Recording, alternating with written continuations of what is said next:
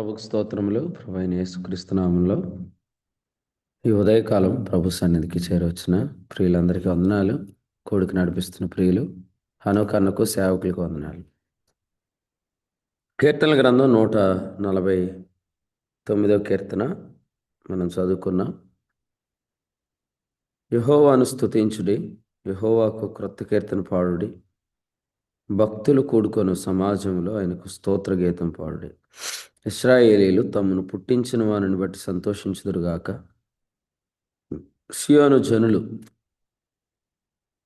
తమ రాజును బట్టి ఆనందించుదురుగాక. నాట్యముతో వారు ఆయన నామమును స్తుతించుదురుగాక.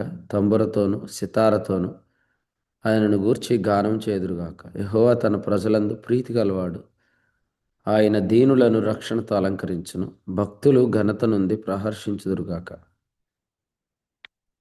వారు సంతోషభరితులై తమ పడగల మీద ఉత్సాహగానం చేదురుగాక. వారి నోట దేవునికి చేయబడి ఉత్సాహ స్తోత్రములున్నవి. అన్యజనులకు ప్రతిదండన చేయుటకును ప్రజలను శిక్షించుటకును, గొలుసులతో వారి రాజులను ఇనప సంకెళ్లతో వారి గనులను బంధించుటకును, విధింపబడిన తీర్పు వారి మీద నడుపుటకును వారి చేతిలో రెండంచులు గల ఖడ్గం ఉన్నది. ఆయన భక్తులందరికీ ఘనత ఇదే. యెహోవాను స్తుతించుడి. ప్రభునందు ప్రియులారా, ఉదయకాలపు వేళ దేవుని వాక్యంలో 5వ వచనంలో చెప్పిన మాట చూస్తున్నాం. భక్తులు ఘనత నుండి ప్రహర్షించుదురుగాక అని చెప్పాడు. భక్తులు ఘనత నుండి ప్రహర్షించుదురుగాక. ఆ భక్తులకు ఘనత ఏంటి? ఆ భక్తులకు ఘనత ఏంటంటే 7, 8 వచనాల్లో మనం చూస్తున్నాం. అన్యజనులకు ప్రతిదండన చేయటం వారి ఘనత, గొలుసులతో వారి రాజులను బంధించటం వారి ఘనత అని చెప్పాడు. రాత్రి దేవుని వాక్యాన్ని మనం విన్నాం. అపోస్తల కార్యాల గ్రంథంలో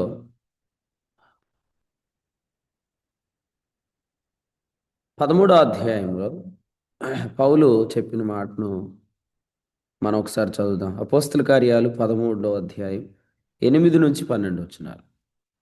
అపోస్తల కార్యములు 13వ అధ్యాయం 8 నుంచి 12 చదవండి. ఎవరొకరు చదవండి.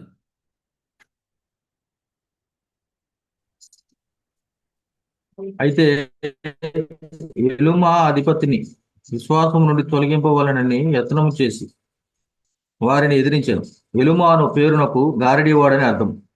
అందుకు పౌలు అనబడిన సౌలు పరిశుద్ధాత్మతో నిండినవాడై అతన్ని తేరి చూచి సమస్త కపటంతోనూ దుర్మార్గము సమస్త దుర్మార్గముతోనూ నిండినవాడా, అపవాది కుమారుడా, సమస్త నీతికి విరోధి, నీవు ప్రభు యొక్క తిన్నని మార్గమును చెడగొట్టుట మానవా? ఇదిగో ప్రభువు తన చెయ్యి నీ మీద ఎత్తి ఉన్నాడు. నీవు కొంతకాలము గుడ్డివాడవై సూర్యుని చూడకుందువని చెప్పాను. వెంటనే మబ్బును చీకటియు అతని కమ్మెను గనుక అతడు తిరుగుచూ ఎవరైనా చెయ్యి పట్టుకుని నడిపింతురా అని వెతుకుచుండెను.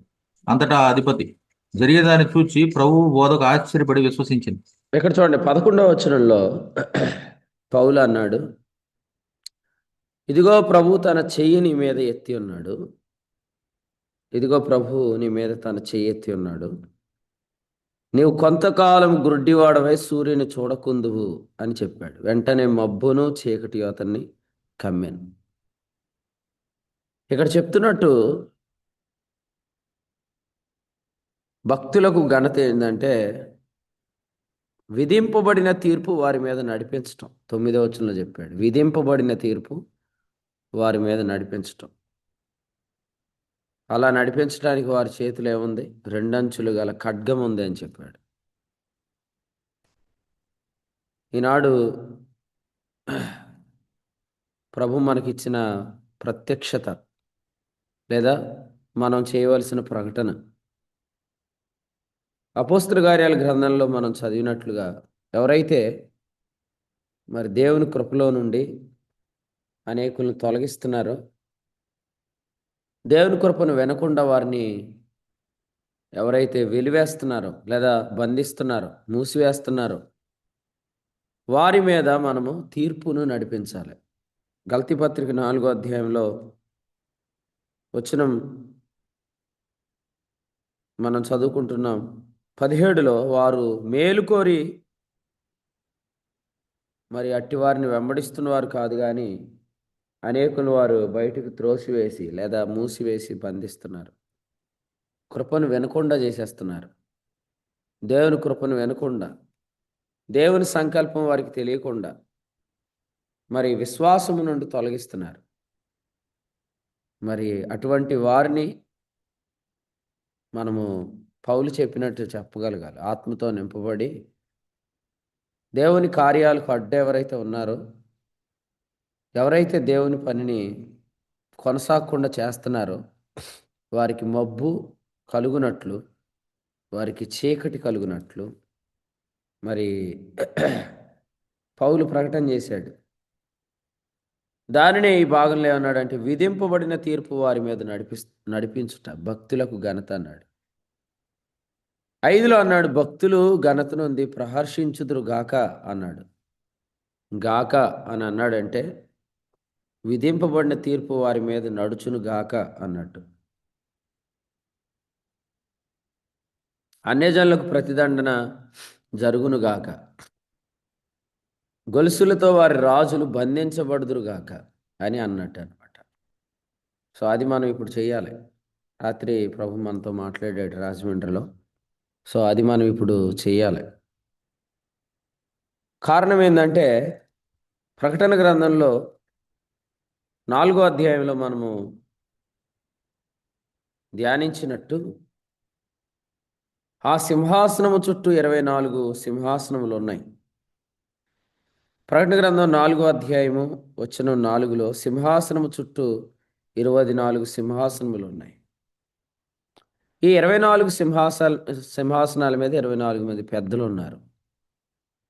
దినవృత్తాంతముల మొదటి గ్రంథం 24వ అధ్యాయంలో ఈ 24 మంది పెద్దలు అహరోను క్రమంలో ఎలియాజరు మరియు ఈతామారు నుండి వచ్చిన మరి 24 మంది పెద్దలు అని మనము ధ్యానం చేస్తున్నాం. ఈ 24 మంది ఏం చెప్తున్నారంటే, మరి 24 మంది పెద్దల మధ్యలో ఉన్నవాడు యోగ్యుడైన ప్రధాన యాజకుడు. ఎందుకంటే వారు అన్నారు 5వ అధ్యాయంలో 9వ వచనంలో, ఆ పెద్దలు నీవు యోగ్యుడు అన్నారు. ఎందుకు నీవు యోగ్యుడు అంటే, మరి నీవు మనుషులను మా దేవునికి ఒక రాజ్యముగాను యాజకులనుగాను చేసేటివి. అహరోను క్రమంలో ఉన్నవారు యాజకులు మాత్రమే, వారు రాజులు కాదు. కానీ యేసు ప్రభు రక్తము ద్వారా విమోచించబడిన వారు రాజులైన యాజకులు. అందుకని 24 మంది పెద్దలు ఏం చెప్తున్నారంటే, నీవు యోగ్యుడవు అని చెప్తున్నారు. ఆ 24 మంది పెద్దల మధ్యలో నుండి ప్రభు మాట్లాడుతున్నాడు. ప్రకటన గ్రంథం 6వ అధ్యాయం 6లో ఆ 4 జీవుల మధ్య ఒక స్వరం అన్నాడు. 5వ అధ్యాయం 6లో 24 మంది పెద్దల మధ్య ఆ స్వరం ఉన్నట్టుగా చూస్తున్నాం. కాబట్టి ఆయన 24 మంది పెద్దల మధ్యలోంచి మాట్లాడుతున్నాడు. పెద్దల మధ్యలో నుండి వస్తున్న ఆయన స్వరం. మన ప్రభు అయిన యేసుక్రీస్తు ఎవరంటే, ఆయన ప్రధాన యాజకుడు. మెల్కీసెదెకు క్రమం చొప్పున ప్రధాన యాజకుడు. మరి యాజకునికి ఇయ్యబడిన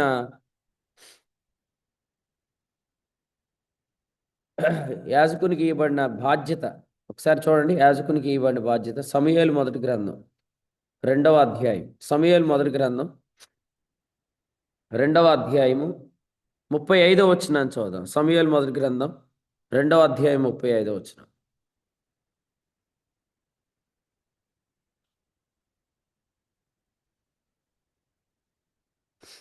స్పీడ్గా తీయాలా, చదవాలా? సమూయేలు మొదటి గ్రంథం 2:35. తర్వాత నమ్మకమైన ఒక యాజకుని నేను నియమింతును. అతడు నా యోచనను బట్టి నాకు అనుకూలముగా యాజకత్వం జరిగించును. అతనికి నేను నమ్మకమైన సంతానం పుట్టింతును. అతడు నా అభిషిక్తుని సన్నిధిని ఎప్పటికీ యాజకత్వం జరిగించును. చూడండి, యాజకుని పట్ల ఆయన యొక్క యాజకునికి దేవుడిచ్చిన బాధ్యత ఏంటంటే, నువ్వు నమ్మకంగా యాజకత్వం చేయాలి. 2, నాకు అనుకూలంగా చేయాలి. సో ఈరోజు మనం యాజకుడు అనే అంశాన్ని ఆలోచిస్తున్నప్పుడు లూకాసు వార్త 24 అధ్యాయాలు ఉన్నాయి. లూకాసు వార్తలో పెద్దల సంఖ్య 24. ఈ 24 మంది పెద్దలు దినవృత్తాంతాలు మొదటి గ్రంథం 24 అధ్యాయంలో ఉన్నారు. సో ఈ 24 మంది పెద్దల మధ్యలో మన ప్రభు అయిన యేసుక్రీస్తు ఉన్నాడు. ఎందుకంటే ఆయన పాత నిబంధన క్రమము కంటే శ్రేష్టమైన క్రమం చొప్పున యాజకత్వం చేస్తున్నాడు. యాజకుడు అంటే అర్థం ఏంటంటే మన పక్షంగా దేవునికి కనబడుతున్నవాడు. హెబ్రీ 9:24. ఆయనను బట్టి లేకపోతే ఆయన ద్వారా మనము దేవుని కృపను పొందుతున్నాం. అందుకనే లూకాసు వార్తను ఏమంటారంటే ద గాస్పల్ ఆఫ్ గ్రేస్ అంటారు, కృపాసు వార్త.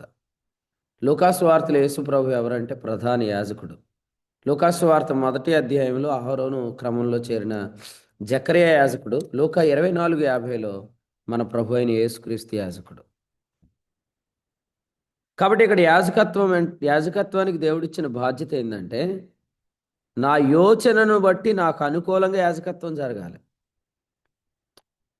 ఈ విషయాలు ఎప్పుడు మాట్లాడుతున్నాడంటే మరి ఏలీ గురించి మాట్లాడుతున్నాడు. ఏలీని తొలగించబోతున్నాడు.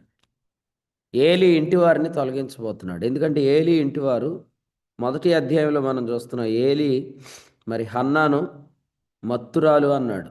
హన్నా అంటే దేవుని కృప. దేవుని కృపను అపార్థం చేసుకున్న ఏలీ ఇంకా దేవుని ప్రజల కృపెళ్ళే యాజకత్వం ఏం చేస్తాడు? యేసు ప్రభు ఈరోజు ఆయన యాజకత్వం చేస్తున్నాడు పరలోకంలో. ఆయన ఎందుకు యాజకత్వం చేస్తున్నాడు? లూకాసు వార్త 24 అధ్యాయాల్లో యేసుక్రీస్తు ప్రభు యొక్క యాజకత్వం ఎందుకు జరుగుతుంది అని అంటే మనమందరం కూడా నిరంతర కృపను పొందటానికి, నిత్యమైన కృపను పొందటానికి. అందుకని 24:49 అన్నాడు మీరు పైనుండి శక్తి పొందుట అన్నాడు. కాబట్టి దైవ కృపను మనం పొందటం కొరకై హెబ్రీ 8:6లో ఆయన శ్రేష్టమైన సేవ చేస్తున్నాడు. దానిని మెల్కీసెదెకు క్రమం చొప్పున యాజకత్వం అంటారు. కాబట్టి ఈయన 24 మంది పెద్దలతో ఏం చెప్తున్నాడు? మీరు నా యోచనను బట్టి నాకు అనుకూలంగా యాజకత్వం చేయాలి. ప్రజలందరికీ దేవుని కృప వెళ్ళాలి. ఇది ప్రభు కోరుకుంటున్నాడు. ఇది ఇలా ఉండగా దేవుని కృపను ప్రజలకు అందకుండా చేస్తున్న వారి మీద మనం తీర్పును నడిపించాలి ఇప్పుడు. ఎందుకంటే పైన ఎలాగూ చట్టం చేయబడింది. మరి పైన ఎలాగో చట్టం చేయబడింది కాబట్టి మనము క్రింద ఆ తీర్పును మనము విధించాలి. అదే మాట మనం 149వ కీర్తనలో చూస్తున్నాం. కీర్తనల గ్రంథం 149వ కీర్తనలో చెప్పాడు ఆయన భక్తులకు ఘనత ఏంటంటే వారు విధింపబడిన తీర్పును నడిపిస్తారు. ప్రభువా మీరు నిజంగా పైన శాసనం చేశారా? చట్టం చేశారా? మీరు నిజంగా ఇదే చెప్పారా అని మనం కనుక్కొని దాన్ని హృదయంలో నమ్మి దాన్ని ఇప్పుడు మనం నడిపించాలి. ఇక్కడ తీర్పును నడిపించాలి. ఎందుకంటే 5వ వచనంలో చెప్పినట్లుగా వారు సంతోషభరితులై తమ పడకల మీద ఉత్సాహగానం చేసేటట్టు చేస్తాడు భక్తుల్ని. ఆ రోజు 13వ అధ్యాయం మొదటి వచనంలో అంతియోకయ నుండి సువార్త ప్రారంభించబడింది. పౌలు బర్నబాలు వాక్యం చెప్పడానికి బయలుదేరి వెళ్ళారు. ఈ వెళ్తుంటుండగా ఈ ఎలుమా అనబడినవాడు ఆ అధిపతిని మరి వాడు విశ్వాసం నుండి తొలగించాలి అని అనుకున్నప్పుడు సౌలు అనబడిన పౌలు ఆత్మతో నింపబడిన వాడై సమస్తమైన దుర్మార్గంతోనూ కపటముతోనూ నిండినవాడా, అపవాది కుమారుడా, సమస్త నీతికి విరోధి, దేవుని యొక్క తిన్నని మార్గాలు చెడగొట్టడం మానవా అని ఆయన పలికి నీవు కొన్ని దినాలు సూర్యుని చూడకుండా ఉంటావు అనే మాట ఏదైతే చెప్పాడో ఆ తీర్పును అక్కడ నడిపించాడు. ఆ తీర్పును మనం కూడా ఇప్పుడు నడిపించాలి.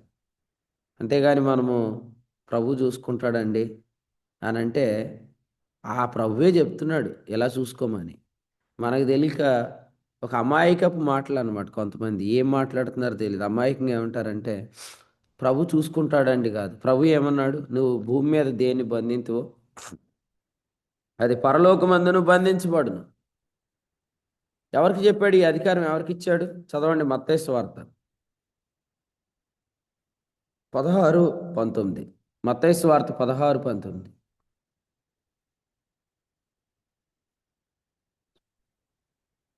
పర- పరలోక రాజ్యం యొక్క తాళపు చెవులు నీకు ఇచ్చేదను. నీవు భూలోకమందు దేని బంధించుదువో అది పరలోకమందును బంధింపబడను. భూలోకమందు దేన్ని విప్పుదువో అది పరలోకమందును విప్పబడనని అతనితో చెప్పాను. ఇక్కడ చూడండి, ఆయన చెప్పాడు సంఘానికి ఇచ్చాడు ఈ అధికారం. ఈ బండ మీద నా సంఘమును కట్టుదును అని చెప్పి ఈ అధికారము సంఘానికి ఇచ్చాడు. ఏమన్నాడు? నీవు దేనిని బంధిస్తావో అది పరలోకమందు బంధించబడుతుంది, నువ్వు దేన్ని విప్పుతావో అది పరలోకమందు విప్పబడుతుంది అన్నాడు. మరి దీన్ని మనం నడిపించాలి.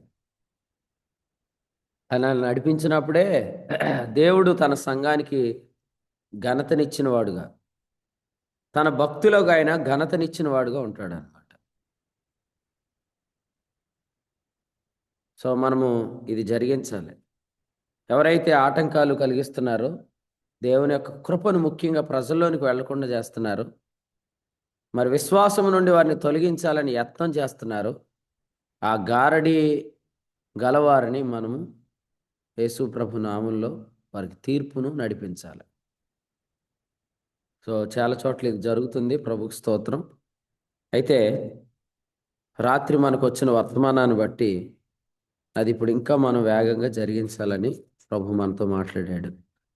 149వ కీర్తనలో నుండి మనము చదువుతున్నప్పుడు మొదటి వచనంలో మనం చూస్తున్నాము, యెహోవాను స్తుతించుడి, యెహోవాకు క్రొత్త కీర్తన పాడుడి అనే మాట మనం చూస్తున్నాం. నిన్నటి దినం మనం యెహోవాను స్తుతించుడి అనే కీర్తన ధ్యానం చేశాం. ఆ కీర్తన ముగింపు మరల ఈ కీర్తన ఆరంభం రెండు ఒకటే. సో మనము ప్రకటన గ్రంథం 19వ అధ్యాయం దగ్గరికి వస్తున్నప్పుడు ప్రభువును స్తుతించుడి మొదటి వచనం హల్లెలూయా అని ఫుట్నోట్లో రాయబడింది. ప్రభువుని స్తుతించుడి అనేది బహుజనుల శబ్దం అని చెప్పాడు. బహుజనుల శబ్దం. ఎందుకు ఈ బహుజనులు ప్రభువును స్తుతించండి అంటున్నారంటే, మరి ఇక్కడ మనం చూస్తున్నాం గొర్రెపిల్ల వివాహోత్సవ సమయము వచ్చింది. 7వ వచనం, ఆయన భార్య తను తాను సిద్ధపరుచుకుంది. గొర్రెపిల్ల వివాహోత్సవ సమయం వచ్చింది. చూడండి, ఈ వివాహ ఉత్సవం మనం ఆలోచన చేస్తున్నప్పుడు, అసలు గొర్రెపిల్ల వివాహోత్సవాన్ని మనం ఆలోచన చేస్తున్నప్పుడు ఈ ఉత్సవం లేకపోతే ఈ ఉత్సాహం ఎందుకంటే 19వ అధ్యాయం 2లో చెప్తున్నాడు, ఆయన తీర్పులు సత్యములను న్యాయములై ఉన్నవి. బబులోను అను వేశ్యకు జరిగిన తీర్పు, ఈ లోకానికి మరి మత్తును కలిగించిన ఆ వేశ్యకు జరిగిన తీర్పు, ఆ తీర్పును బట్టి గొర్రెపిల్ల వివాహోత్సవం అనే మాట మనం చూస్తున్నాం. ఈనాడు కూడా మన ఉత్సాహం దేన్ని బట్టి ఉంటుందంటే, దేవుని పనిని అడ్డగిస్తున్న వారికి దేవుడు విధించే తీర్పుల్లో మన ఆనందం ఉంటుంది. ఇది తప్పేమి కాదు. ఎందుకంటే 149:5లో చెప్పాడు, వారు సంతోషభరితులై అన్నాడు. వారు ఎప్పుడు సంతోషం అవుతారు? వారికి ఘనత కలిగినప్పుడు. వారికి ఎప్పుడు ఘనత కలుగుతుందంటే 9లో చెప్పాడు, విధించబడిన తీర్పు మరి వారు నడిపించినప్పుడు.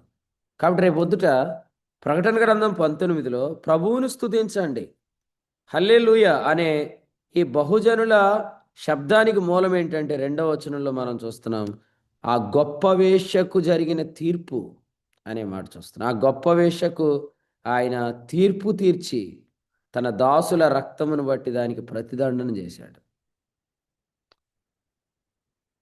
సో ఇది మనము గమనించాలి. ప్రకటన గ్రంథంలో 17వ అధ్యాయంలో 2వ వచనంలో మనం చూస్తున్నాం, భూరాజులు ఆమెతో వ్యభిచరించిరి, భూనివాసులు ఆమె వ్యభిచార మద్యముతో మత్తులైరి అనే మాట చూస్తున్నాం.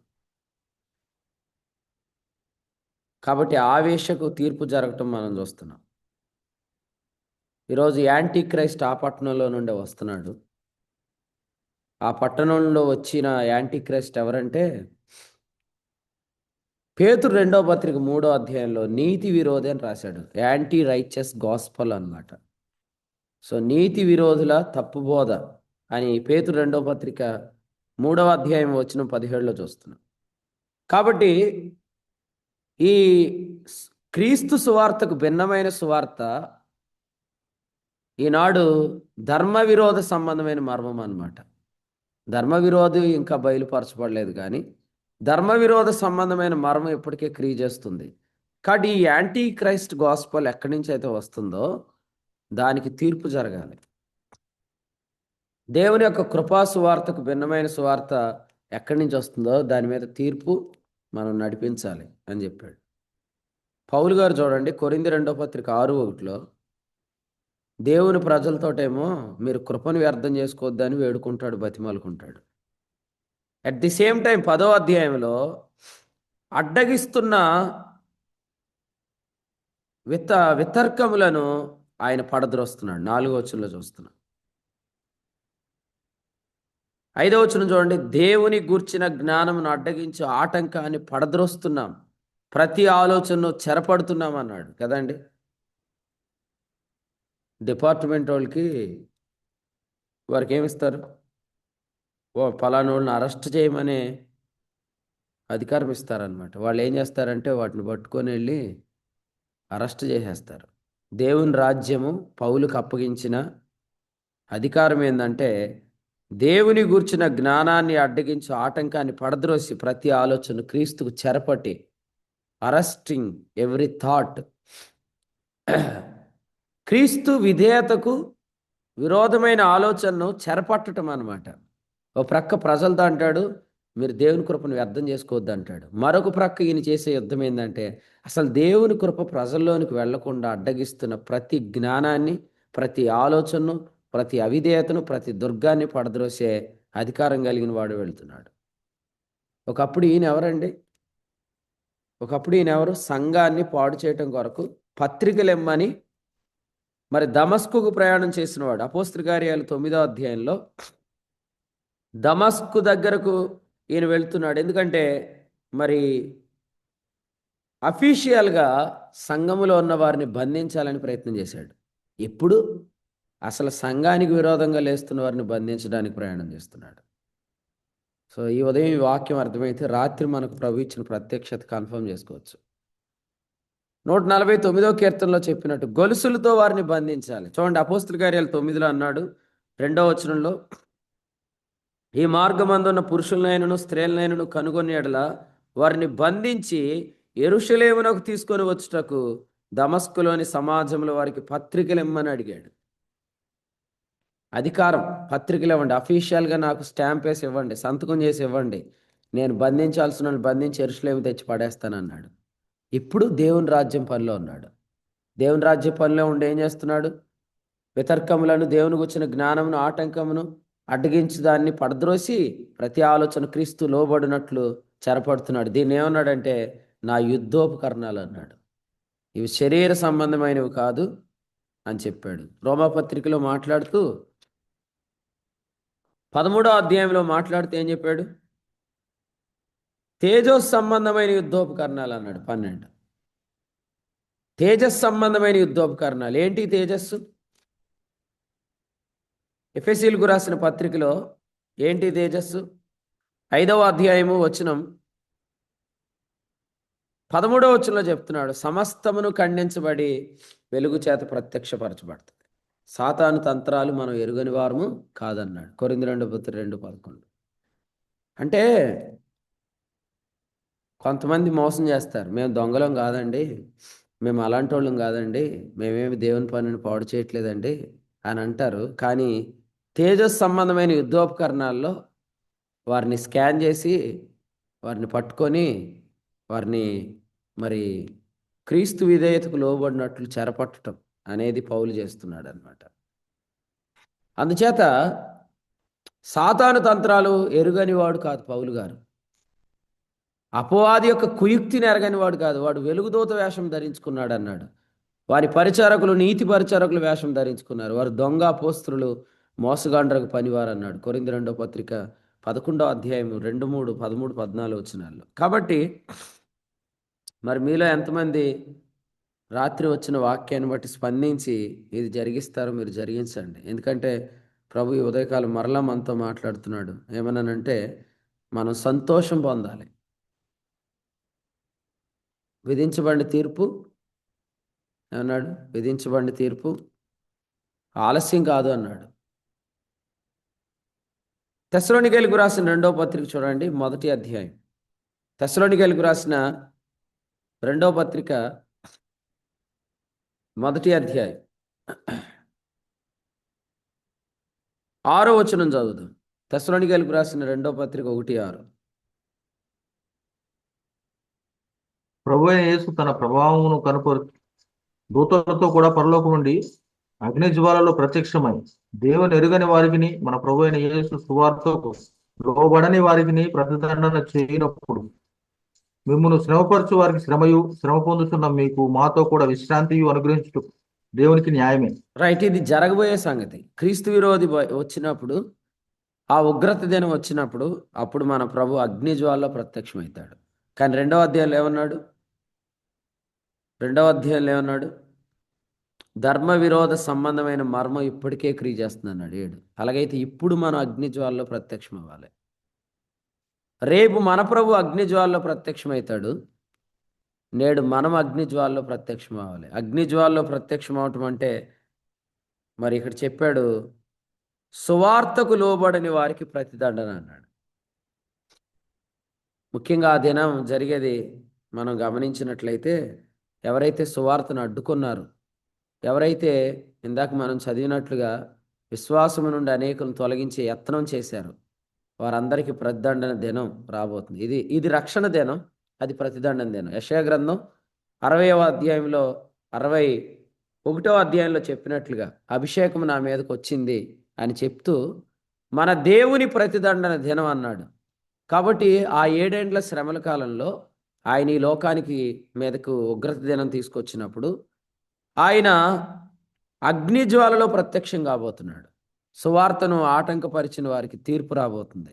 అలాగైతే ఈనాడు కూడా దేవుని యొక్క కృపను వినకుండా ఎవరైతే వెలివేస్తున్నారో, అనేకులను మూసివేస్తున్నారో, బంధిస్తున్నారో, వారి కొరకు కూడా మనము అగ్ని జ్వాలలో ప్రత్యక్షం అవ్వాలి. మొదటి పత్రికలోనేమో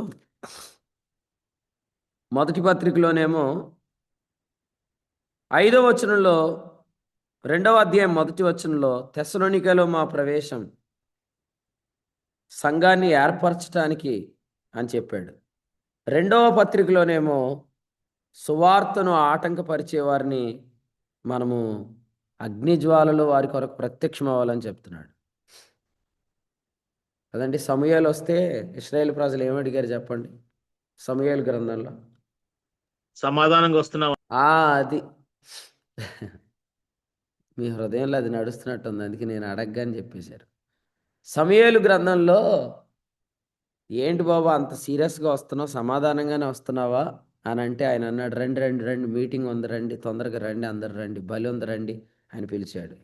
సమాధానంగానే వస్తున్నావా? లేదు లేదు లేదు, సమాధానంగా రావట్లేదు. సౌలును బంధించడానికి అఫీషియల్గా ఆయన పరలోకం నుండి అధికారం పొందుకున్నాడు.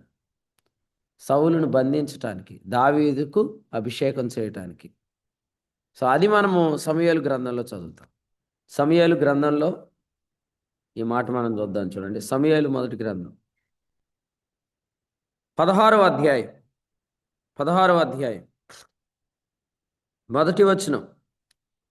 నేను విసర్జించిన సౌలును గూర్చి నీవెంతకాలం దుఃఖింతువు. నేను విసర్జించిన సౌలును గూర్చి నీవెంతకాలం దుఃఖింతువు అని అనగానే చూడండి 4లో ఆ పెద్దలు అంటున్నారు, సమాధానంగా వస్తున్నావా అని అడుగుతున్నారు. ఆయన అన్నాడు, సమాధానంగానే వస్తున్నాను, బలికి రండి అన్నాడు. ఎవరికి సమాధానం? దావీదు ఇంటి వారికి సమాధానం. ఎవరికి సమాధానం కాదు? సౌలు ఇంటి వారికి సమాధానం కాదు. యెషయా గ్రంథంలో చెప్పాడు, వారు సమాధానం లేని కాలాల్లో సమాధానం అని మిమ్మల్ని మోసం చేస్తారన్నాడు. కొందరికి సమాధానం లేకపోయినా మనం వెళ్ళి వాళ్ళ ఇంటికి మీకు సమాధానం కలుగును గాక అంటాం. ఎవరు? దేవుని పాడు చేసేవాళ్ళ, దేవుని పని పాడు చేసేవాళ్ళ, దేవుని పని అడ్డగించేవాళ్ళ. ఈ కృప అనేక మందికి వెళ్లకుండా ఆటంకాలు కలిగిస్తున్న వారిక మన సమాధానం కలుగును గాక అంటున్నాం? నో. మన ప్రభు మనల్ని రాజులైన యాజకులుగా ఎందుకు చేశాడు? బిలాం పనులు చేయొద్దు. రాజులైన యాజకులుగా ఎందుకు చేశాడు? సంఖ్యాకాండం 6:24. మనం ఎవరి చేతులు ఎవరి మీద చేతులెత్తి ప్రార్థన చేయాలో వారి మీద చేతులెత్తి ప్రార్థన చేయాలి. సో మనం అది జరిగించడానికి పిలిచాడు. అంతేగాని దీన్ని మనం దుర్వినియోగం చేయకూడదు. బేతేలుకు వెళ్ళి ఆ బేతేల్లో ఉన్న బలిపీఠానికి విరోధంగా ప్రవచించమన్నాడు. వెళ్ళి విరోధంగా ప్రవచించాలంతే. అంతే తప్ప సమాధానం లేని వారిని లేదా సమాధానం లేని సమయాల్లో సమాధానం అని చెప్పకూడదు. సమూయేలు వస్తున్న విధానాన్ని చూసిన ఆ ఊరి పెద్దలు అన్నారు, అతని రాకకు భయపడ్డారంట. ఎందుకు? ఎలా వస్తున్నాడు? ఆనందంగా వస్తున్నాడా? లేదు లేదు లేదు. గొలుసులతో, ఇనుప గొలుసులతో సౌలును బంధించడానికి వస్తున్నాడు. విధించబడిన తీర్పును జరిగించడానికి వస్తున్నాడు. ఇది తన భక్తులకు ఘనత అని చెప్పాడు. మరి అలాగైతే ఇలా చెప్పుకుందాం. పేతురు రాసిన 2వ పత్రిక 2వ అధ్యాయంలో భక్తులు అని అన్నాడు కదా. 9-10 వచనాలు భక్తులు అన్నాడు. అక్కడే అన్నాడు మహాత్ములు అన్నాడు. భక్తులు అన్నాడు, వారినే మహాత్ములు అన్నాడు. రాత్రి మనం కాకినాడలో విన్నట్టు అసలు ఆయన మహిమలను దూషించే వారిని ఒప్పుకోడు అని మనం విన్నాం. యోధా పత్రికలో 1వ అధ్యాయం 9లో ప్రధాన దూత అయిన మికాయేలు అపవాదితో మోషే శరీరాన్ని గురించి తర్కిస్తున్నప్పుడు ఆ మహాత్ముని గురించి తీర్పు తెగిస్తున్నవాడు, స్వేచ్ఛాపరుడు ఈ అపవాది ప్రయత్నిస్తున్నప్పుడు మికాయేలు ప్రభు నేను గద్దించునుగాక అన్నాడు. అలాగైతే భక్తులను గూర్చి వారు చనిపోయిన తర్వాత వారి శరీరాన్ని బట్టి కదండి, చనిపోయినప్పుడు అందరూ ఏమంటారు? మంచి సేవ చేశాడండి, నమ్మకమైన వాడండి మోషే లాంటి వాడు ఎవరు లేరండి అనేమో చనిపోయిన దగ్గర చెప్తారు. కానీ చనిపోయిన కొన్ని రోజులకి ఏం చెప్తారు? మీకు గుర్తుందా? సంఖ్యాకాండం 20లో మోషే ప్రజలను ఏమన్నాడు? ద్రోహులారా అన్నాడు. ఆ తప్పు చేయకుండా ఉండాల్సిందండి అంటారు. అంటే మోషే చనిపోయినాక మోషే శరీరం పట్టుకొని వీడు మోషేకు తీర్పు తీరుస్తున్నాడు. ఏమని? దేవుని ప్రజను పట్టుకొని ద్రోహులారా అన్నవాడు మోషే కదా, అతను మహాత్ముడు ఎలా అవుతాడు? అతను భక్తుడు ఎలా అవుతాడు? మరి మీరు చనిపోయిన రోజు ఫ్లెక్సీ మీద యెహోవా భక్తుల మరణం ఆయన దృష్టికి విలువ కలిగిందని ఎందుకు గ్రహించారు అతని గురించి? అప్పుడంటే సెంటిమెంట్లు కొట్టేసాం అట్లా. అప్పుడంటే మరి అందరూ బాధపడుతున్నారు, సో మేము కూడా బాధపడి ఏం పెట్టాం? యెహోవా భక్తుడు ఇతడు అని పెట్టాం. ఈరోజు ఏమన్నా అతడు ఎలా భక్తుడు అవుతాడు? ఆ మెరీబా జలాల దగ్గర దేవుని ప్రజలను పట్టుకొని ద్రోహి అని తిట్టినవాడు భక్తుడు అవుతాడా? ఇంకా అందరూ భక్తులేనా? చచ్చిపోయిన వాళ్ళు అందరూ భక్తులేనా అని వాదిస్తున్నాడు అన్నమాట వీడు. అప్పుడు ప్రభు ఏం చేశాడు? ప్రదీప్ అన్న ప్రభు అన్నాడు, నువ్వు అలాగే అనరా అని అన్నాడా? మికాయేలు ద్వారా గద్దించమని చెప్పాడు. ఇక వాడితో డిస్కషన్ చేయొద్దు, నువ్వు ప్రభు నేను గద్దించును గాక అనమన్నాడు. మరి అలాగైతే ఇప్పుడు వినండి, నిజంగా ఈ వచనం మీకు అర్థమైతే భక్తులు చనిపోయిన తర్వాత కూడా వాళ్ళ శరీరాన్ని బట్టి మనం ఎవరిని తీర్పు తెచ్చడానికి ఆయన మనకు అధికారం ఇవ్వలేనప్పుడు మరి ఈరోజు అదే భక్తులు కొన్ని తీర్పులు చేస్తున్నారు. మరి ఆ తీర్పును దేవుడు జరిగించకపోతే వారికి అవమానం కలిగించినట్టే కదా. కానీ దేవుడు తన భక్తులకు అవమానం కలిగించడం, అది మనము ఈ వచనాలను బట్టి నమ్మి ఆనాడు సమూయేలు వచ్చాడు, దావీదుకు అభిషేకం చేశాడు. ఇప్పుడు మీరు చెప్పండి, అభిషేకం అయిన నెక్స్ట్ డేనే ఏం జరిగింది? నెక్స్ట్ చాప్టర్లో ఏం జరిగింది? దేవుడే కావాలని ఒక యుద్ధాన్ని తెచ్చిపెట్టాడు అక్కడ. ఆ యుద్ధాన్ని తెచ్చిపెట్టి దావీదు యొక్క అభిషేకం తన తల మీద ఉండగా ఆ దావీదు మీదకు దేవుని ఆత్మ బలంగా దిగి వచ్చినట్లు చేసి ఆ యుద్ధంలో దావీదుకు విజయం ఇచ్చాడు. అలా ఇవ్వటం ద్వారా సమూయేలును దేవుడు గణపరిచాడు. లేకపోతే ఏమయ్యేది? ఇప్పుడు చూడండి, చాలామందిని మనం నిలబెడతాం. మత్తయి పేరిట చీటీ వచ్చిందంట. మత్తయి పేరిట చీటీ వస్తే మత్తయి నిలబెట్టారు. ఎక్కడ? అపోస్తలుల గారు. కానీ మీరు చూడండి, మత్తయి నిలబడ్డాడు కానీ there was no effective ministry. అతని ద్వారా ఎటువంటి ప్రభావవంతమైన పరిచయం జరగలేదు. ఎందుకంటే it was not God selection. అది అసలే దేవుని యొక్క సెలక్షన్ కాదు. ఇప్పుడు కూడా మనం గమనించేది ఏంటంటే, దావీదుని వెళ్ళి అభిషేకించు అని చెప్పాడు. సమూయేలు వెళ్ళి అభిషేకించాడు. కానీ దావీదులో నాట నుండి ఏమీ జరగలేదనుకోండి, సమూయేలు వచ్చి పిరికోడైపోతాడు. ఎందుకో తెలుసా? సౌలు చంపేస్తాడు ఇప్పుడు. కానీ మీరు చూస్తే 16వ అధ్యాయం 13లో ఒక మాట ఉంది, నాట నుండి యెహోవా ఆత్మ దావీదు మీదకి బలముగా వచ్చాను. అది ఇంపార్టెంట్ పాయింట్. నాట నుండి యెహోవా ఆత్మ దావీదు, మీరు అండర్లైన్ చేసుకోండి, నా వైపు చూడటం కాదు, మీరు బైబిల్లో అది అండర్లైన్ చేసుకొని, నాట నుండి యెహోవా ఆత్మ దావీదు మీదకి బలంగా వచ్చాను, అది మీరు నమ్మండి. ఏ రోజైతే సమూయేలును వెళ్ళి ఈ తీర్పు చేయమన్నాడో ఆ రోజు నుంచే భూమి మీద కార్యాలు మారిపోయినాయి. కాబట్టి అది భక్తులకు ఆయన ఇచ్చే ఘనత, సమూయేలుకు ఆయన ఇచ్చిన ఘనత. నువ్వు వెళ్ళు కొమ్మును తైలంతో నింపు అంటే సమూయేలు ముందే చెప్పాడు, బాబు నువ్వు వెళ్ళమంటావు, వాడు నన్ను చంపేస్తాడు వాడు సౌలు, వాడు అసలు నీ దగ్గర నుంచి రాజ్యం వెళ్ళిపోతుందిరా బాబు అంటే ఏం చేశాడు? కాలర పట్టుకున్నంత పని చేశాడు కదండి. బెదిరింపులు అన్నమాట కొంతమంది, నాకు ఇస్తావా లేకపోతే నేను లేపేస్తాను. సమూయేలుని అభిషేకించే వాడినే చంపేయాలని అనుకున్నాడు సౌలు. సౌలు దావీదుని వెతికాడు, ఆనాడు దావీదు సమూయేలు దగ్గరికి వెళ్ళిపోయాడు. దొరికితే ఇద్దరిని చంపేస్తాడు సౌలు, అంత ఆవేశంతో తిరిగాడు. చంపితే వచ్చేవి కాదు ఈ పెత్తనాలు, ప్రభు ఇస్తే వస్తాయి. కాబట్టి సౌలు లాంటి బుద్ధి మనలో ఉండకూడదు అనమాట. ఇక్కడ మనం చూస్తున్నాం, ఆనాడు మరి 27వ వచనం సమూయేలు మొదటి గ్రంథం 15:27లో, వెళ్ళిపోవాలని తిరుగగా సౌలు దుప్పటి చెంగు పట్టుకొనినందున అది చినిగెను అనే మాట చూస్తాం. అంటే ఎంత కోపంతో ఉన్నాడు చూడండి, రగిలిపోతున్నాడు సౌలు. ఎందుకు? నా చేతిలో నుంచి వెళ్ళిపోవటం ఏంటి? నా చేతిలోంచి నెక్స్ట్ నా కొడుక్కి వెళ్ళాలి. ఎక్కడికి వెళ్ళిపోద్ది? యెష్షయి ఎవడు, దావీదు కుమారుడు ఎవడు అన్నాడు నాబాలు. ఎవరి నాబాలు?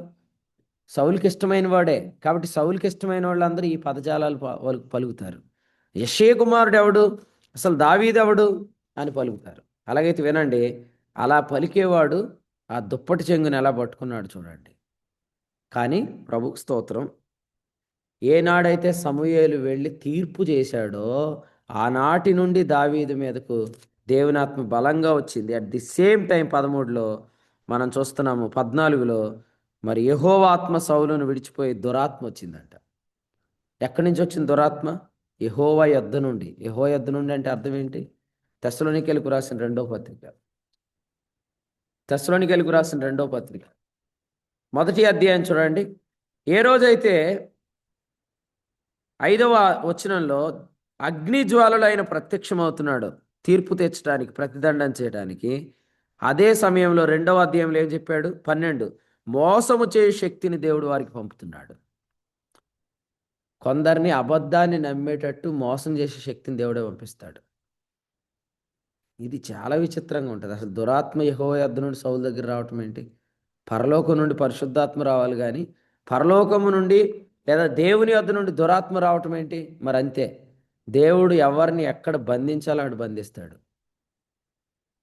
సో ఈ వచనంలో మనం ఏం గమనిస్తున్నామంటే, దుర్నీతి యందు అభిలాష గల వారిని అబద్ధమును నమ్మునట్లు మోసము చేసే శక్తిని దేవుడు వారికి పంపిస్తాడు. కాబట్టి మీరు త్వరగా ఇది అర్థమైతే త్వరగా తీర్పును జరిగించాలి. ఆయన అక్కడ శాసనం చేశాడు, ఇక్కడ కూడా నువ్వే వచ్చి ఏదో ఒకటి చెయ్యంటే ఎలాగా? సమూయేలు నువ్వు వెళ్ళని చెప్పాడు కదా, వెళ్ళాలి అంతే. ప్రభా అదేదో పైన మీరు 24 మంది పెద్దలతో కూర్చొని మాట్లాడారు, మాకు అర్థమైంది, ఇక్కడ కూడా మీరే వచ్చి చేయాల్సింది మీరు చేయండి అని అనొద్దు. ఎక్కడ మనం చేయాల్సింది చేయాలి.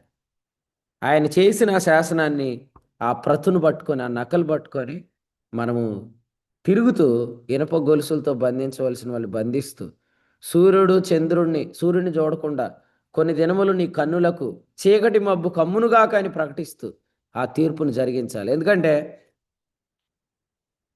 ఈ దినాల్లో మనం మూయవలసిన డోర్లు మూసేసి తెరవలసిన డోర్లు తెరవబడినట్లు దేవుడు మనల్ని పంపిస్తున్నప్పుడు ఇంకెంతకాలం సౌలుని గురించి ఏడుస్తాము?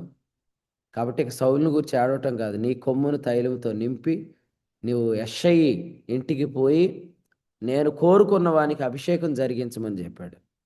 అయితే దేవుడు ఏ రోజైతే పంపించాడు ఆ రోజు జరిగించాడు. నిన్న రాత్రి వర్తమానం అయిన తర్వాత వర్తమానం యొక్క రివ్యూ చెప్తూ దేవుని ప్రియులు ఒక మాట, మంచి మాట చెప్పారు. అదేంటంటే, మనం వెళ్దాం, వెనువెంట ఆయన వస్తాడు. ఆ మాట చెప్పారు. మనం వెళ్దాం, వెనువెంట ఆయన వస్తాడు. వెనువెంట ఆయన జరుగుచూ వచ్చిన సూచక్రియల వలన తన వాక్యాన్ని ఆయన స్థిరపరచుకుంటాడు. సో ఇది దేవుని నోట, ప్రియుల నోట దేవుడు రాత్రి మరలా పలికించిన మాట. మార్క్స్ వార్త 16:20, వారు బయలుదేరి వాక్యమంతటా ప్రకటించిరి, ప్రభు వారికి సహకారుడై ఉండి వెనువెంట జరుగుచూ వచ్చిన సూచక క్రియల వలన వాక్యాన్ని స్థిరపరుస్తాడు. నువ్వు మమ్మల్ని వెళ్ళమంటావు, నువ్వు రాకపోతే అలాగ. అట్లేమి లేదు, మీరు వెళ్ళండి, నేను వెంటనే వెనకాల వస్తాను. మీరు తీర్పు చేయండి, నేను ఆ తీర్పును జరిగిస్తాను. నా భక్తులకు ఘనత ఇదే, వారు ఉత్సాహభరితులై సంతోషించాలి అని ప్రభు చెప్తున్నాడు. కాబట్టి తెలియక కొంతమంది ఏమంటారంటే, ఆ ఆదికాండం 22వ అధ్యాయంలో వచనం తెచ్చి ఏళ్ళ దగ్గర చెప్పేస్తారు, ప్రభు చూసుకుంటాడండి అంటారు. ప్రభు చూసుకోవటం కాదు, సాతాను తంత్రాలు మనం ఎరగని వారం కాదు. ఏది ఎక్కడ వాడాలి డైలాగ్ తెలియదు, అక్కడిది ఎక్కడ, ఇక్కడిది అక్కడ. ఎందుకంటే అనేక స్కిట్లో మనం పాల్గొని ఆ స్కిట్ మీద డైలాగ్ ఈ స్కిట్లో వాడినట్టు యెహోవా ఈరే అనేది అన్ని చోట్ల వాడేస్తున్నారు. ప్రభు చూసుకుంటాడండి కాదు, ప్రభువే చెప్పాడు ఏమనంటే, ఇప్పుడు నువ్వు అగ్నిజ్వాలలో ఆ పట్టణంలోనికి ప్రవేశించు. ఆ పట్టణంలోనికి ప్రవేశించి ఈ ధర్మ విరోధ సంబంధమైన మర్మాన్ని నీవు ఇప్పటికిప్పుడే నువ్వు తీర్పు తీర్చు. ఆ ఆలోచన చెరపట్టు, ఆ ఆటంకాన్ని పడదురై, ఆ దుర్గములను పడదురై అని ప్రభు మనకు చెప్పాడు. పౌలు ఎంతో శాంతమూర్తి అండి అని అంటే, పౌలు శాంతమూర్తి కాదు, రెండంచులు ఖడ్గం అంటే అర్థం ఏంటి? టూ సైడ్స్ చూడాల, రెండు వైపులా ఉన్న ఆలోచన గమనించాలి. ఒక సైడ్ ఎలా అంటాడు, నేను మిమ్మల్ని బతిమాలుకుంటున్నాను, నేను మిమ్మల్ని అడుక్కుంటున్నాను అన్నది గ్రీకు పదం. నేను మిమ్మల్ని వేడుకుంటున్నాను, మీరు దేవుని కృపను వ్యర్థం చేసుకోవద్దు అంటాడు 6:1. ఒక్క 4 అధ్యాయులు ముందుకెళ్తే 10వ అధ్యాయులు అంటాడు, దేవుని కృపను ప్రజలకు అందకుండా చేసేవాడిని నేను అడ్డగిస్తున్నాను, పడద్రోస్తున్నాను, వారిని నేను చెరపట్టి క్రీస్తు విధేయతకు నేను వారిని అరెస్ట్ చేసేస్తాను, నాకు అరెస్ట్ చేసే అరెస్ట్ వారెంట్ని దేవుడు నాకు ఇచ్చాడని చెప్పాడు. ఏం శరీరదారులం అనుకుంటున్నారా? కానీ మా యుద్ధోపకరణాలు శరీర సంబంధమైనవి కాదని చెప్పాడు, అవి తేజస్ సంబంధమైనవి. అంటే అర్థం ఏంటి? నువ్వు నటించుకో, నీ కుయుక్తి నాకు తెలుసు, నువ్వు యాక్ట్ చేయకు, నీ తంత్రం నాకు తెలుసు, నువ్వు ఏ ఉద్దేశంతో ఉన్నావో నాకు అర్థమవుతుంది అని చెప్పగలిగిన వాడు పౌలు. అందుకనే అన్నాడు, మీరు క్షమిస్తున్నారా? నేను కూడా క్షమిస్తున్నాను. అయితే వాళ్ళు మారు మనసు కలిగిందని నాకు తెలిసింది, వాడు మారు మనసు పొందకుండానే వాడిని క్షమిస్తున్నారా? అలాగైతే సాతాను తంత్రాల్లో చిక్కుకుంటాం. మన సాతాను తంత్రాలు ఎరుగని వారము కాదన్నాడు కొరింథీ 2వ పత్రిక 2:11. చూడండి ఎంత విచిత్రం అంటే, ఈరోజు దేవుని పనిని పాడు చేసేసిన వారు, దేవుని సంఘాన్ని మరి భ్రష్టు పట్టించిన వాళ్ళని ఇంటిల్లో చేర్చుకొని వాళ్ళకి టిఫిన్లు పెట్టి వాళ్ళ కాఫీలు ఇచ్చి వాళ్ళని ఆదరిస్తున్న వాళ్ళు, వారితో మాట్లాడుతున్న వారు ఉన్నారు చూసారా? వాళ్ళు వాడే పదం, రాత్రి నేను శిరీష సిస్టర్ గారు మాట్లాడుకున్న ఈ విషయాలు, వీళ్ళు ఏం వాడుతున్నారు? క్షమించాలని వాడుతున్నారు పదం. ఎగ్జాక్ట్గా ఉదయం అదే వచ్చింది చూసారా? అక్కడేముంది, పౌలు ఏమన్నాడు? నేను క్షమించను అన్నాడు. నేను ఎప్పుడు క్షమిస్తాను తెలుసా? వాడు నిజంగా దైవ చిత్తానుసారమైన దుఃఖం పొంది రక్షణార్థమైన మారు మనసు పొందితేనే వాడిని చేర్చుకోండి అని చెప్పాడు. లేదంటే ఇది సాతాను తంత్రం. కొంతమంది మన మెసేజ్లే కట్ చేసి ఏమండి క్షమించమని ఉంది కదా, మరి క్షమించాలి కదా అని ఉంటే, మరి వినండి, పౌలు చెప్పాడు, నేను వానిని ఎప్పుడు క్షమిస్తానో చెప్పాడు. మీ ఇంటి వరకు అయితే ఈ న్యాయం చేస్తారా కదా? అబ్షాలోము ఏమన్నాడు, దావీదు ఏమన్నాడు చెప్పండి? ఒరేయ్, నువ్వు ఎలాంటి పని చేయకూడదురా అంటే, నీ చెల్లి జోలికి వస్తే నువ్వు ఎలా ఊరుకుంటావా అన్నాడు. ఎవరన్నారు ఈ మాట? యాకోబు అన్నాడు. ఎవరి విషయంలో? దేనా విషయంలో. ఎందుకంటే దేనాతో పాటు పుట్టినోళ్ళు ఎవరు? ఆ ఇద్దరే, ఆ షిమియోను, ఆ లేవి, వాళ్ళిద్దరు కూడా, వాళ్ళ ముగ్గురు ఒకే తల్లికి పుట్టారు. అందుకని యాకోబుతో అంటారు, ఒకడు మా చెల్లి పట్ల ఇలా చేస్తే మేము ఎందుకు ఊరుకోవాలంటాడు. అబ్షాలోము చెల్లి పట్ల ఒకడు ప్రవర్తించిన ప్రవర్తనకి ఊరుకోలేదు. అబ్షాలోము అందరికి విందు ప్రకటించాడు, వారందరిని పిలిచాడు, చంపేశాడు. మా చెల్లి పట్ల ఇలా ప్రవర్తించవచ్చా అన్నారు. నిజమే.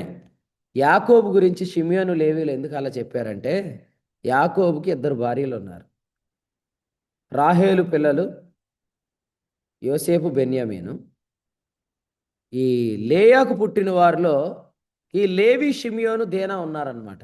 అందుకని వాళ్ళ డాడీని ఏమనుకుంటున్నారంటే, మన అమ్మ అంటే మన నాన్నకి ఇష్టం లేదు కదా, అందుకనే మన చెల్లి జోలికి వచ్చిన వాడిని క్షమించమని మన నాన్న చెప్తున్నాడు, మనం ఎందుకు క్షమించాలరా అనుకున్నారు వాళ్ళు. నిజంగా చూడండి, ఈరోజు కూడా మన ఇంటికి ఎవరైనా వస్తే, మన ఇంటి మీదకి వస్తే వాళ్ళని ఎప్పటికీ క్షమించం. వాళ్ళని మాత్రం బయటే పెడతాం. కానీ సంఘాన్ని పాడు చేసిన వాళ్ళు మాత్రం మనం కలుసుకొని వాళ్ళతో మాట్లాడేస్తూ ఉంటాం, వాళ్ళకి కావలసినవన్నీ ఇస్తూ ఉంటాం. కొంతకాలం నుండి మనం కొంతమందిని మన ఇంటికి కూడా రానియం. ఎందుకు? ఎప్పుడో తాత ముత్తాతల కాలంలో జరిగిన గొడవ అది, మన ఇంటికి రానియం. అదే దేవుని సంఘాన్ని పాడు చేశాడా, వాడిని చేర్చుకొని మనం ఇంకా సేవకుడికి చెప్తే ఏమని, అన్న మీరే కదన్నా క్షమించమని చెప్పారు, అన్న మీరే కదన్నా ప్రేమించమని చెప్పారని. ఇది సాతాను తంత్రం కాదా? నేను సాతాను తంత్రమును ఎరుగని వాడను కాదు అని చెప్పాడు. కాబట్టి ఈ ఉదయకాలం ఈ వాక్యాన్ని వింటున్నప్పుడు పౌలు చెప్పాడు, శరీరధారులమై నడుచుకొనుచున్నాము అంటే అర్థం ఏంటి? మేము శరీరాన్ని ధరించుకొని ఉన్నాం కాబట్టి మోసం చేసి దూరిపోదామని అనుకోవద్దు. మా యుద్ధోపకరణాలు తేజస్ సంబంధమైనవి, సమస్తమును వెలుగు చేత ప్రత్యక్షపరచబడుతుంది. కాబట్టి ఎవరేంటో తెలిసిపోతుంది. మనం బాగా కపటం కలిగి ఉంటాం, కానీ పౌలు ఏమన్నాడు? ఆత్మతో నింపబడి నువ్వు కపటంతో నింపబడ్డావు అన్నాడు. నువ్వు కపటంతో నింపబడ్డావు. అర్థమైందే? నువ్వు యాక్షన్లో పిహెచ్డి చేసి ఉంటావు, నీ యాక్షన్లు ఎక్కడైనా చేసుకో, కానీ నీవు యాక్షన్ చేస్తున్నావని నాకు తెలుసు. అది మనం కనిపెట్టాలి. అది కనిపెట్టి వెంటనే చెప్పాలి, ప్రభువా నీ పనికి ఇది ఆటంకం, నేను దీనికి మబ్బు కలుగును గాక అని ప్రకటిస్తున్నాను. ఇక మబ్బును పంపాల్సింది నువ్వే. సూర్యుడు వీడికి కనపడకుండా చేయి, ఇక సూర్యుడు కనపడకుండా నువ్వే చేయి అని నువ్వు చెప్పాలా. చెప్పకుండా యెహోవా ఈరే అండి, ప్రభు చూసుకుంటాడండి అంటే, అంటే నీకు ఏ డైలాగ్ ఎక్కడ చెప్పాలో కూడా తెలుతులేదా? యెహోవా ఈరే అనేది నీ కొడుకుని ఇచ్చినప్పుడు చెప్పు దేవునికి. అంతేగాని దేవుని పనిని పాడు చేస్తున్న వాడిని యెహోవా ఈరే ఏంటి? వాడిని బంధించమని ప్రభు నీకు పత్రికలు ఇచ్చాడు, తీసుకొచ్చి యెరూషలేములో పడేసాయి అని పత్రికల కొరకు వెళ్ళాడు ఆనాడు. ఈనాడు తీసుకొచ్చి క్రీస్తు శిలువకు విధేయతకు వాడు పడేసేయమని చెప్పి ఈరోజు ప్రభు అధికారం ఇచ్చాడు. అపోస్తుల కార్యాల గ్రంథంలో ఒక మాట ఉంది, చదవండి. 15వ అధ్యాయంలో ఈ మాట చెప్పాడు. అపోస్తుల కార్యములు 15వ అధ్యాయం, 15వ అధ్యాయము మొదటి వచనం. కొందరు యూదయ నుండి వచ్చి మీరు మోషే ఇచ్చిన ఆచారం చొప్పున చాలండి. కొందరు ఎక్కడి నుంచి వచ్చారంటే యోదయ నుండి వచ్చారంట. యోదయ నుండి అంటే 25 చూడండి, లేదా వచనం 24. కొందరు మా యొద్ద నుండి వెళ్ళారు అంటే యెరూషలేములో నుండి వెళ్ళారన్నమాట. తర్వాత చివర్లో ఇలా రాశాడు, వారికి మేము అధికారం ఇవ్వలేదన్నాడు. అంటే యెరూషలేము సంఘంలో నుండి ఎవరైనా దేవుని పనికి పంపించబడుతున్నారంటే వారికి అధికారం ఇవ్వబడుతుంది అని చెప్పాడు. కాబట్టి సంఘము ఎవరినైనా దేవుని పనికి పంపిస్తుందంటే వారికి అధికారం ఇస్తుంది. అందుకనే మనం సంఘం నుండి సాగనంపబడాలి. సంఘంలో రొట్టె రసం తాగుతారు, సంఘం నుండి సాగనంపబడేదాకా వెయిట్ చేయరు. అపోస్తుల కార్యాల గ్రంథంలో మనం అదే చూస్తున్నాం. 13వ అధ్యాయంలో ఏముంది? అపోస్తుల కార్యాల గ్రంథం 13వ అధ్యాయంలో ఏముంది? 2వ వచనంలో వారిని పంపించండి అనే మాట ఉంది. వారు 4వ వచనంలో మనం చూస్తున్నాం, పరిశుద్ధాత్మ చేత వారు పంపబడ్డారు అనే మాట చూస్తున్నాం. మరికొన్ని వచనాలు ఏముందంటే వారు సాగనంపబడ్డారని కూడా ఉంది. కాబట్టి దేవుని పని కొరకు సంఘము నుండి ఎవరైనా పంపించబడితే వారికి అధికారం దేవుడిచ్చాడు. కాబట్టి ఈనాడు మనం అందరం సంఘము ద్వారా పనిచేస్తున్నాం. ఒక సంస్థ ద్వారా కాదు, ఒక వ్యక్తి ద్వారా కాదు. We are working behalf of the church. మనం సంఘపక్షంగా పనిచేస్తున్నాం, సంఘము నుండి పనిచేస్తున్నాం. కాబట్టి మన చేతిలో అధికారం ఉంది. అధికారాన్ని వినియోగించుకోండి. దొంగ పని ఏం చేయట్లేదు, సంఘం నుండి సాగనంపబడి పనిచేస్తున్నాం. అందుచేత ఈ అధికారం యెరూషలేము యొక్క ఆఫీస్ నుండి పౌలు బర్నబాలు పంపించబడ్డారు. అదే యెరూషలేములో నుండి కొందరు వెళ్ళిపోయి దుర్బోధ చేస్తున్నారు. అప్పుడు యెరూషలేము సంఘంలో ఉన్న పెద్దలైన యాకోబు, అలాగే పేతురు, వీళ్ళందరూ లేచి నిలబడి చెప్తున్నారు ఏమనంటే, వారికి మేము అధికారం ఇచ్చి ఉండలేదని చెప్పారు.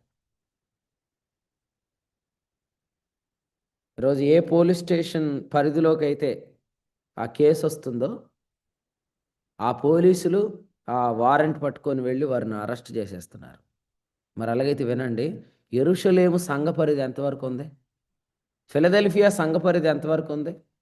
మీరు ఏ పట్టణంలోకైనా వెళ్ళొచ్చు ప్రభు పంపిస్తే. అక్కడ జ్ఞానాన్ని అడ్డగించి ప్రతి ఆటంకాన్ని, వితర్కమును మీరు పడద్రోయాలి. ప్రతి ఆలోచన క్రీస్తు విధేయతకు లోబడినట్లు మీరు చేరపట్టాలి, తెచ్చి క్రీస్తు విధేయతకు లోపరచాలి. అంతే. ప్రభు మనకి ఈ అధికారం ఇచ్చాడు, సంఘం మనకి ఈ అధికారం ఇచ్చింది. ఈ అధికారాన్ని మనం వాడదాం. మీకు ఒకటి చెప్పమంటారా? నేను ఈ తీర్పు కొందరి విషయంలో చేశాను. ఎవరు భయపడకండి. నాకు తెలుసు వాళ్ళకి దేవుడు మబ్బు కలుగు చేశాడు. అందుకనే యెషయా గ్రంథం 9వ అధ్యాయంలో వాళ్ళకి వేదన కలుగుతుంది. వేదన అంటే ఏంటి తెలుసా? వాళ్ళకి మబ్బు నిలబడిద్ది కాబట్టి వారికి కనబడాల్సినవి కనపడవు అనమాట. అందుకనే వారికి వేదన కలిగిద్ది. ఫ్రస్ట్రేషన్ అంటారు దాన్ని. కొంతమంది ఫ్రస్ట్రేట్ అయిపోతున్నారు. ఏమంటే ఆ, మాకేం కొత్త సంగతులు రావట్లే, మాకేం నూతన తలంపులు రావట్లే, మాకు చెప్పినవే చెప్పుకోవాల్సి వస్తుంది, మాకు ఎటువంటి ముందుకు నడిపింపు రావట్లేదు. ఎందుకు రావట్లేదంటే you are already arrested brother, you are already arrested. నువ్వు ఇప్పటికే అరెస్ట్ చేయబడ్డావు. ఎందుకంటే ప్రభు చెప్పాడు, భక్తులకు ఘనత ఏంటంటే వారు తీర్పును జరిగించి ఇనప సంకెళ్లతో బంధించవలసిన అన్యజనులను బంధిస్తారని చెప్పాడు. కాబట్టి దేవుడు మీకు ఇచ్చిన ఈ అధికారాన్ని మీరు అందరూ ఉపయోగించుకోండి. మరి చాలా తక్కువ సమయం ఉంది, కానీ చాలా ఎక్కువ పని ఉంది. మనం పెద్దాపురం కాన్ఫరెన్స్కి ముందున్నాం. 24 మంది పెద్దలను గురించిన వర్తమానం రాత్రి పొందాం.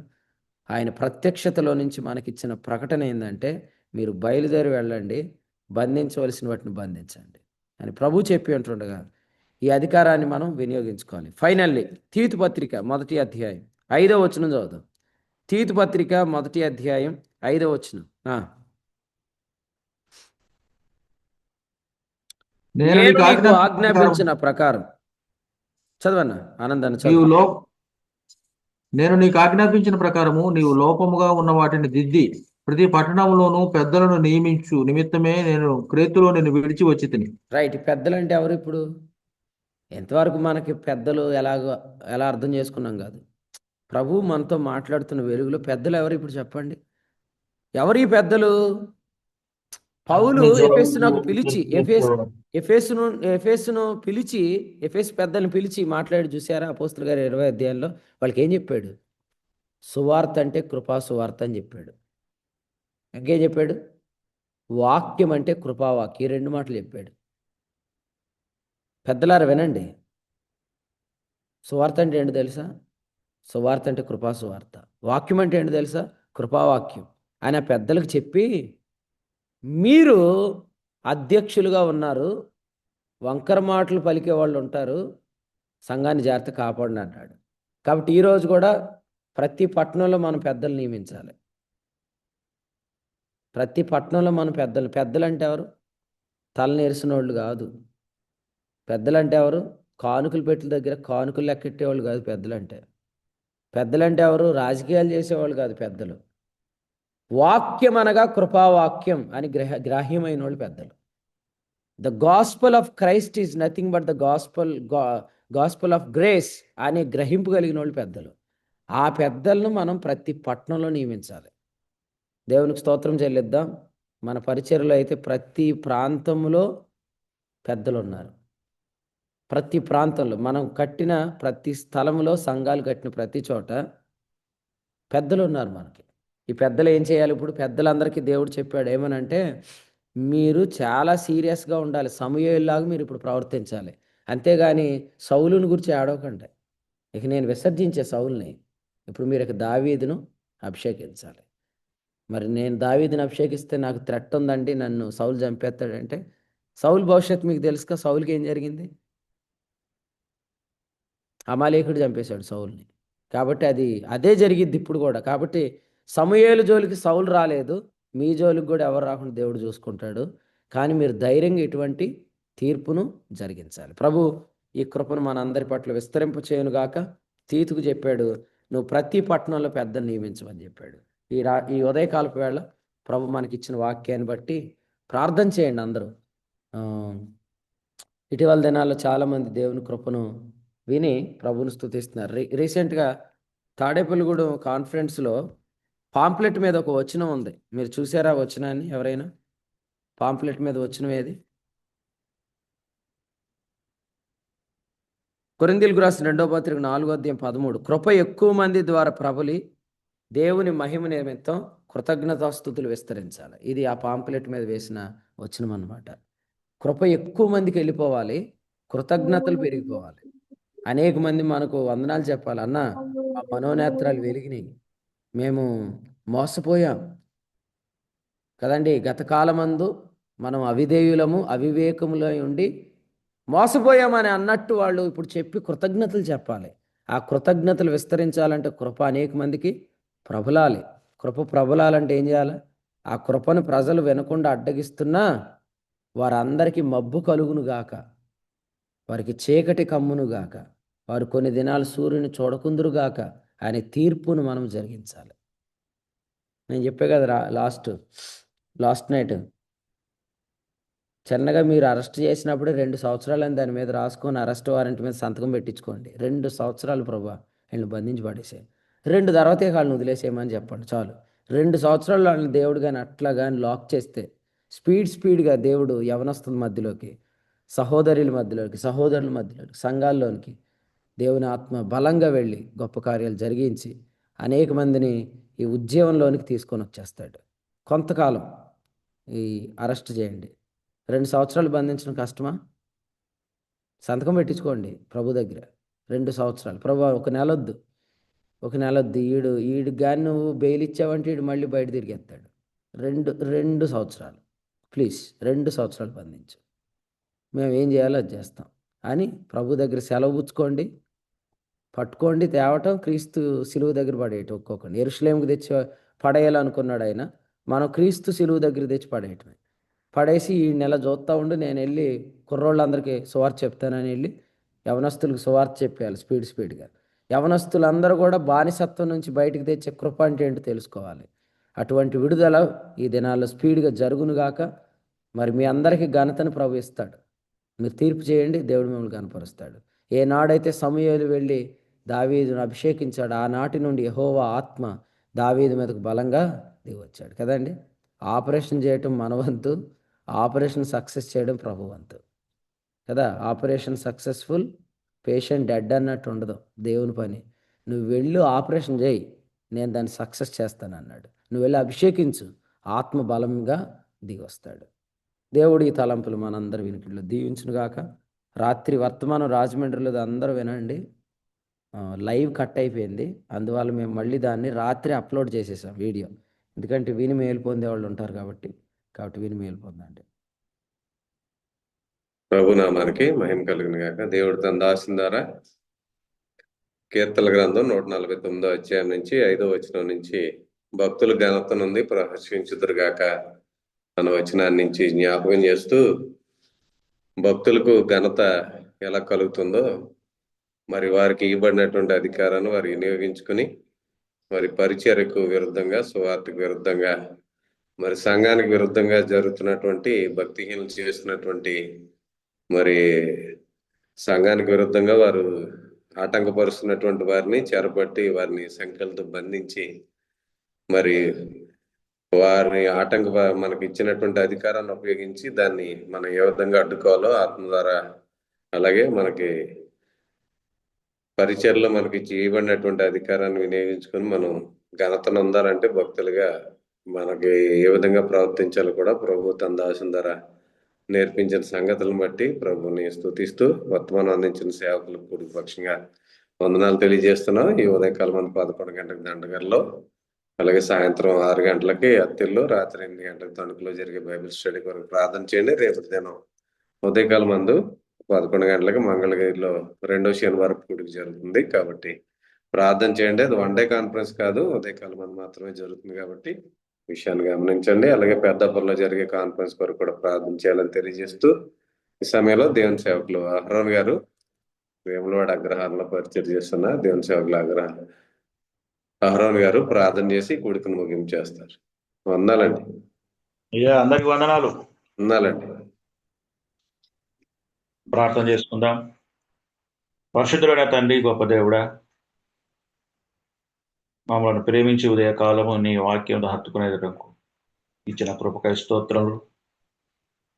మీ కృపా సువార్త వినిపించినందుకు వందనాలు. మీ కృపా వాక్యం మాకు ఇచ్చినందుకు వందనాలు. కృప ప్రబలున్నట్లుగా ఈ చివరి దినములలో ప్రభువా మమ్మలను సత్యమునకు హత్తుకునేలా చేస్తున్నందుకు వందనాలు. యవనస్తులను కూడా తండ్రి ఇట్టి కృపకు అయా హత్తుకునేలా మీరు చేస్తున్నందుకు వందనాలు. దేవా, మమ్మల్ని అందరినీ మీ కృపలో అయ్యా ప్రబలాలని, వ్యాపించాలని మమ్మల్ని ముందుకు నడిపిస్తున్నారు. దేవా, మరి మీరు ఇచ్చినటువంటి ఘనత కొరకై స్తోత్రాలు. కీర్తన 149. దేవా, ఏవైతే ప్రభువా నీ కృపను పొందకుండా ఆటంకపరుస్తున్న వారిని గ్రహించండి, వివేచించండి, అట్టి వారికి మీరు పలకండి అని, ఆటంకపరిచే వారిని కూడా మీరు అయ్యా వివేచించండి అని ఖచ్చితంగా మీరు జ్ఞాపకం చేస్తున్నారు. అలాంటి కృప ఈ ప్రజలపై సంఘానికి మీరు ఇచ్చినందుకు వందనాలు, నాయకులకు ఇచ్చినందుకు వందనాలు. అందులో నడుస్తున్న వారిని కూడా ప్రత్యేకంగా మీరు రేపుతున్నందుకు వందనాలు. అది ఈ దినము తీతి పత్రికలో జ్ఞాపకం చేసినట్లుగా అనేక చోట్ల మీరు పెద్దలను నియమించుకుంటున్నారు. అట్టి పెద్దలకు నాయన మరి మీరు ఈ దినాన్ని ఒక ప్రత్యేకముగా రాబోయే పెద్దాపురం కాన్ఫరెన్స్ వరకు నాయన మీరు మరింతగా బలముగా నీ వాక్యాన్ని అయ్యా నీ యొక్క ఆత్మ కార్యాన్ని మా పట్ల ఎంతగానో కనపరుస్తున్నందుకు కృతజ్ఞతలు. మీరు ఇవ్వకపోతే సంగతులు నాయన, మా కళ్ళు తెరవకపోతే మేము ఈ సత్య వెలుగును చూసేవారం కాదు అని ఒప్పుకుంటున్నాం. దేవా, మరి నీ దాసులకు ఆనాడు ఎవరైతే విరోధంగా ఉన్నారో వారి కన్నులు మోయటకు కూడా తండ్రి ఆ ఘనత మీరు ఇచ్చారు. ఇచ్చిన ఆ సేవకుల అవి ఇచ్చిన ఘనత కొరకై స్తోత్రాలు.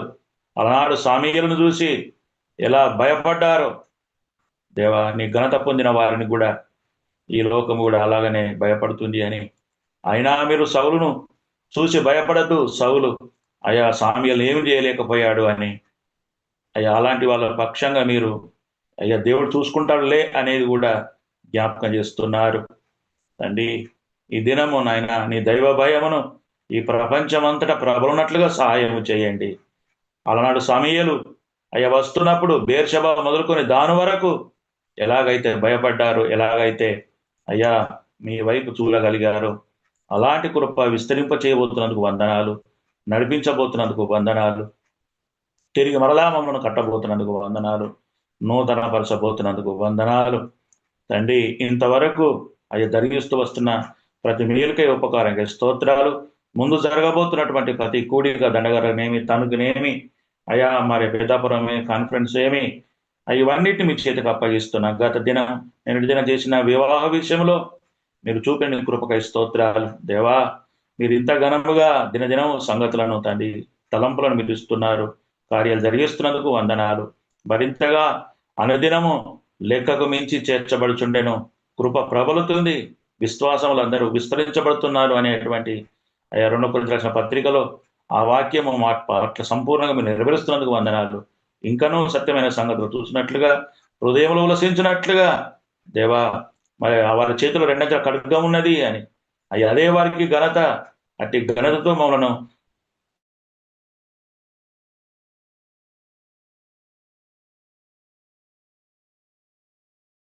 మీ నామం పేరిట జ్ఞాపకం చేసుకున్నందుకు వందనాలు. తండ్రి, ఈ సమయం ఇచ్చిన నాకు ఇచ్చినందుకు మీ కృతజ్ఞతలు చెల్లిస్తుంటున్నా, నిర్వాహకులు బట్టి వందనాలు చెల్లిస్తుంటున్నా. మరి ముఖ్యంగా బన్నమ్మ గారిని జ్ఞాపకం చేసుకో, వారితో సహకరించే ప్రతి వారిని దర్శించుము దేవ. అలానాడు దావీదు చేతి కింద అనేక మందిని ఎలా అలవర్చారో అలాగే ఈరోజు తండ్రి అనేక మంది అలవర్చబడుతున్నారు, అనేక మంది తండ్రి చేర్చబడుతున్నారు. ఈ దినము తండ్రి ఈ రీతిగా మీరు జ్ఞాపకం చేసుకున్న స్తుతిస్తూ వందనాలు చెల్లిస్తూ మా ప్రభు రక్షకుడైన యేసు నామములో సమర్పిస్తున్నాం తండ్రి. ఆమేన్. ఆమేన్. ముగింపు ప్రార్థన చేసిన దేవుని సేవకులు ఆరాన్ గారికి, కూడికిలో ఉన్న అందరికీ వందనాలండి. కూడికి అందరికీ వందనాలు. అందరికీ వందనాలు.